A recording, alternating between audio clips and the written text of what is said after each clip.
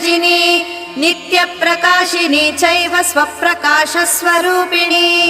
महालक्ष्मीर्महाकाली महाकन्या सरस्वती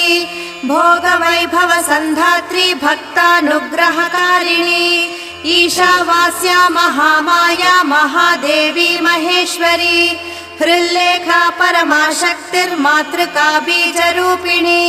नित्यानन्दा नित्यबोधा नादिनी जनमोदिनी सत्यप्रत्ययिनी चैव स्वप्रकाशात्मरूपिणी त्रिपुरा भैरवी विद्या हंसा वागीश्वरी शिवा वाग्देवी च महारात्री कालरात्रिस्त्रिलोचना भद्रकाली कराळी च महाकाली तिलोत्तमा काली कराळवक्त्रान्त कामाक्षी कामदा शुभा चण्डिका चण्डरूपेशा चामुण्डा चक्रधारिणी त्रैलो